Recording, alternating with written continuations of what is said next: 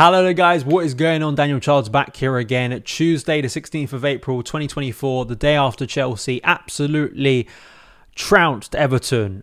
Sticky toffee, humbling, sticky toffee drubbing, I think was the Sky Sports kind of tag at the end of the broadcast there, and very appropriate and feeling good. You got to be feeling good after a 6-0 win. If you can't, I've said this consistently, if you can't be happy after your team wins 6-0, you have a player level on goals in the Premier League of Erling Haaland, who has matched Diego Costa's first year at Chelsea, which personally for me means a lot when I'm ranking a player and you see an academy graduate score his first goal and celebrate like that right at the end.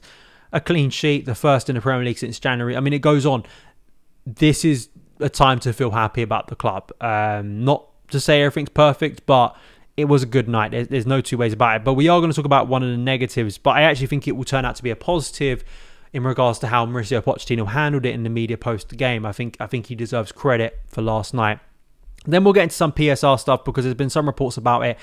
Should Chelsea fear breaching rules? Are they going to be in real trouble in June, or is it more scaremongering? We'll get into that as well. Please do like this show if you're watching it on YouTube. If you are listening to the podcast, which I know a lot of people do, please do give us a positive rating, review, and share around with friends. Really does help the show out. And share around with friends if you're watching on YouTube as well. You can follow us across the socials at SonOfChelsea on Instagram, on TikTok, on X, all of that good stuff. So let's get into it with Pochettino. Pengate, of course, he was asked about not Pengate like this, penalty gate, with all of the nonsense we saw around that Cole Palmer penalty, where you had Noni Madueke coming in, Nicholas Jackson really angry, wanted to take the penalty.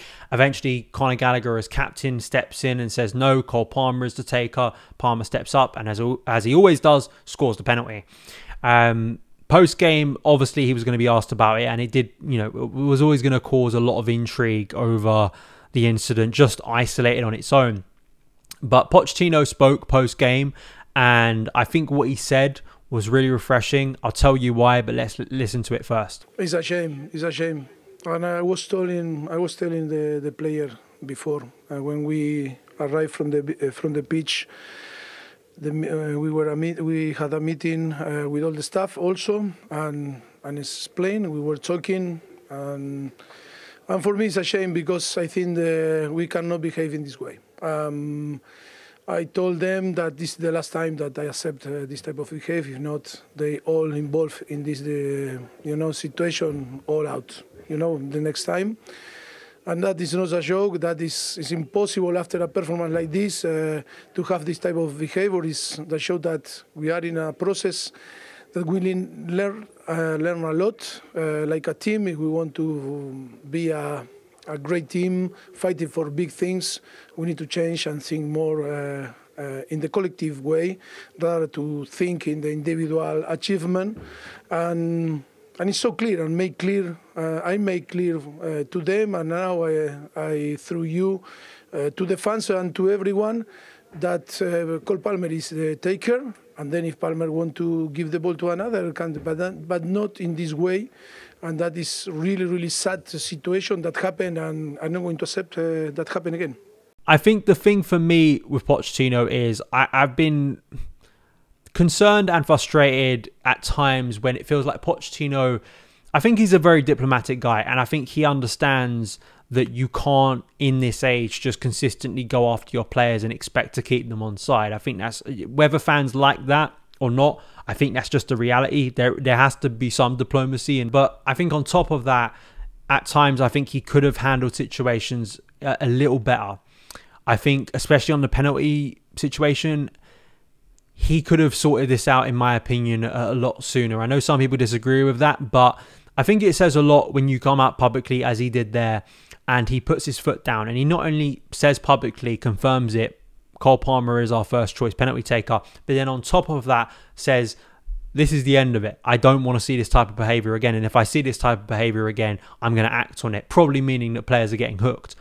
And I hope he sticks to that if it does happen again, because on Saturday in that FA Cup semi-final, imagine we get a penalty in the first half and it's earlier in the game and the game is still, even you're not 4 or 5-0 up, when it's very easy to hook players because you've already won the game. But I think it sets that message down, and not only hopefully to the dressing room that needs to hear it, but also to fans, right, who've questioned Pochettino's leadership and his ability to manage this group of players, and at a time when they are so immature and they've made so many errors, and what's the responsibility for the head coach within that environment. And I think that I always say this, and I think it's important. You know, if you work in media circles and maybe you're lucky enough to be at a press conference, you're lucky enough to have information behind closed doors that, you know, means you have a gauge of kind of what's going on. Majority of people who follow Chelsea, majority of Chelsea supporters don't have that. All they have is their eyes when they watch the team perform on a weekend, on a Monday night, usually, you know, weirder times in modern times where we're playing on Christmas Eve and Thursday nights. But that's when they can judge it, and also when they listen to what a manager says pre and post game. That's about it. You know, that's how you're going to be judged. So I think for him publicly to say it means a lot. But I also think there is another side to this, just on because I want to give credit to Pochettino, because I think he handled that moment brilliantly. And of course, it's easy to do that when you just won 6-0. Of course, you can throw all those caveats in, but he could have easily, you know, gone in another direction with that and just tried to go, it's a nice night, I'm not going to focus on those negatives, let's talk about the positives, and completely avoided the question. I think there was a likelihood of him doing that as well, but the fact he didn't and he put out that stall and was so firm, I think is a real positive. And I want to see more of it, because you kind of have to play the game. You can't always be nicey. You have to, at least for the viewing public, at least for your supporters, show that level of authority that certain things are not acceptable. And even if you are saying it behind closed doors, if people can't see it in public, they can't see it, so they're not going to be able to judge it. So I think that's important. With imbalance, obviously. The second part of this, and I mentioned this in my review last night, the idea that this is some sort of isolated incident and it's an anomaly, and actually people were going way overboard. I saw one wild take that was it's showing fans' insecurity for complaining about this. I mean, just absolute insanity, right? And it's kind of the gaslighting. I use that word quite consistently now, unfortunately, when I'm talking about Chelsea and Chelsea discourse, is like the idea that people haven't been seeing what they've been seeing. And in a lot of ways, you can talk about different elements of the club, right? But in the case of this, if this was the first time this sort of thing happened this season with this group of players, I would absolutely be on board with saying, why are people going overboard? It's an unfortunate moment, but it's not the end of the world. It's the first time we've seen this. Players like Jackson and Madueke clearly want to score. That's clearly a positive, and I'd flip it on its head and say that. But you have to basically just ignore what's happened for the rest of the season to make that argument, in my opinion. Like, you basically just have to dismiss everything we've seen, which you're just insulting fans and insulting people when you think that they're just going to ignore what has happened. We have seen a trend of this happening a number of times. Luckily, it hasn't really cost us, because most of the time Cole Palmer eventually takes the penalty and we score. Or in the case of Raheem Sterling, when he took the penalty and missed, we eventually won that game. But it's damaging, and it doesn't show a cohesive environment. It shows that individualism that has been thrown at this squad a number of times, which has talent within it, but as a cohesive, as a collective unit, simply isn't up to the standard.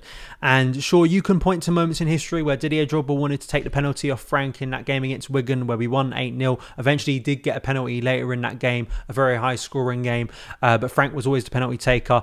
There may have been a couple other incidents. I mean, I can't remember many under Eden Hazard, be it when he was the penalty taker or Jorginho. I mean, maybe people can prove me wrong and let me know and remind me in the comments, but it didn't happen a lot. And in a lot of top teams, I don't think it does happen. And I think it isn't a great look. And I think it's just incumbent for them as a group and a collective to put their egos aside and understand Cole Palmer is one of the best players in the Premier League. He is scoring a freakish amount of goals for a player of his age and lack of Premier League minutes before this season. He's not even a striker, and he is putting up numbers that a player of, you know, higher value, higher fee that Chelsea have paid for, you'd be very happy with. You know, matching Diego Costa's first season, level on goals with Erling Haaland, scoring, I think, 7 goals in his last 2 appearances at Stamford Bridge, 2 of those, you know, being hat-tricks. It's simply phenomenal. You know, the way we've seen Cole Palmer develop and flourish this season. So it's just about putting your ego aside. At 6 or 7-0, and maybe there could have been an argument, listen, Was it the end of the world if Madueke or Jackson took that penalty? Absolutely not. You know, the game's effectively done. But I think to really dramatise it and to show off your dirty laundry in public is not a good look. And it tried to kind of undermine what was a very, very positive night for this group of players and just shows that immaturity. But hopefully now, because Poch has put his foot down, there's that sense of leadership. We won't see it happen again. And I think that'll be positive, right? And when Palmer's not on the pitch, it's a different discussion. I'd probably have Madueke because he's been very good from the spot from Chelsea, for Chelsea this year. But we've seen Enzo take penalties when Palmer isn't, you know, on the pitch as well. And I actually think this current group actually have quite a few good penalty takers. You know, I think back to that Newcastle shootout where we had some brilliant finishes there. So I think we've got good takers. It's just about that personality and that leadership that needs to happen from above. The second thing is this PSR drama. The Times reporting on Monday that Chelsea's 76.5 million hotels deal under scrutiny now from the Premier League. The hotels deal, which I'm sure many of you saw or maybe heard about, was a loophole that appeared to have helped Chelsea avoid breaching the PSR rules as it enabled the club to claim the full sum of profit last season. However, the 22-23 account signed off in December and now filed at Companies House stated that the deal has not yet been assessed under fair market value under the league's associated party transaction APT rules, and that the conclusion may result in a material change to the gain recognised in these financial statements. So there's some concern that this kind of loophole of Chelsea basically selling hotels back to themselves via a sister company isn't going to go through, is going to be under scrutiny from the Premier League, and, you know, end of the line, doomsday, Chelsea fall victim to PSR rules and get some sort of points deduction charge for next season.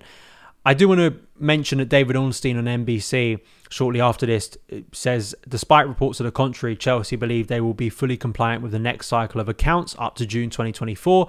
He says they've still got player sales they can make. They've still got property sales they might be able to make as well. Now, two sides of the story there. Who do you believe?